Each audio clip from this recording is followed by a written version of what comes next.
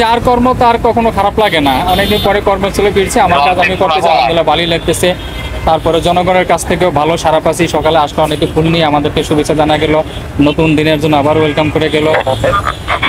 একটু আগেও একজন আসছে যে বলছে যে আমরা সারা রাত রাস্তা পাহারা দিই, গাড়ি আমাদের বাড়িঘর পাহারা দিই, গলি পাহারা দিই, আমরা পারছি না, আমরা পারছি না, আমরা এক সপ্তাহে হাঁপিয়ে উঠছি। হ্যাঁ, আপনারা ভাই একটু দ্রুত চলে আসেন। কিছুদিন আগে যে পরিস্থিতি একটা শঙ্কা ছিল যে কি হলে কি হয়, এই শঙ্কাটা কি এখন কাজ করছে কিনা বা না, এখন আর এই সংখ্যা কাজ করছে না। মানে এতদিন আপনাদের মিডিয়ার সামনে কথা বলা একটা বাধ্যবাধকতা ছিল, এখন আপনারা মিডিয়ার সামনে কথা বলতে পারছেন না, বাধ্যবাধকতা তো কখনো ছিল না। যেমন উস্কানিমূলক কথা না বলাই ভালো, এটা সব সময়ের জন্য। বাধ্যবাধকতা এরকম না। সামনে যে ভবিষ্যৎ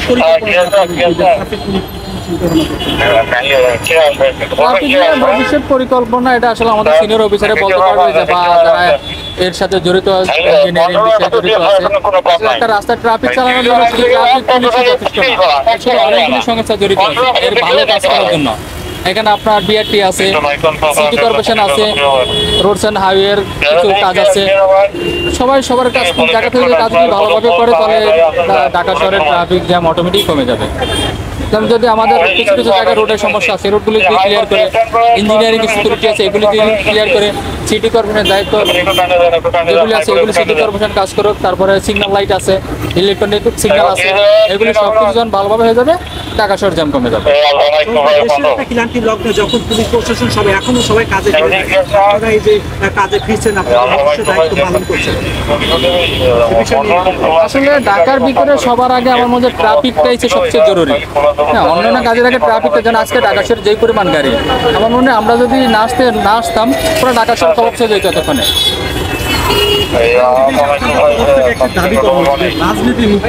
হ্যাঁ, এটা আমরা এখনো চাই যে রাজনীতি মুক্ত পুলিশ চাই। অর্থাৎ যখনই যেই সরকার আসবে সেই সরকার যেন নিজের মতো করে পুলিশকে ব্যবহার করতে না পারে।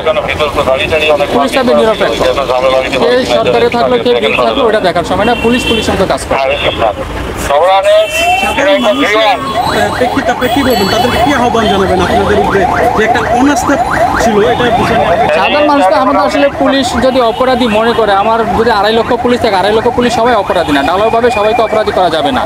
যদি 2-4 জন অপরাধের সাথে জড়িত থাকে, উচিত হলো আইনের মাধ্যমে সে 2-4 জনকে আইনের আওতায় এনে তাদের পানিশমেন্ট নিশ্চিত করা, তাদের জন্য আন্দোলন করা। ঢালাওভাবে যারা যেখানে পারবে সেখানে মেরে দেওয়া, আগুনে পুড়ে দেওয়া, এটা কোনোভাবে কেউ কাম্য করে না।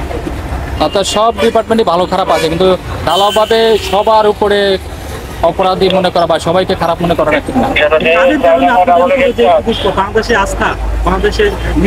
এটা আসলে আমি নিচের র্যাঙ্ক থেকে আমি বলতে পারবো না আসলে কাদের কারণে এই সমস্যাটা হইল বা কাদের কি হইলো।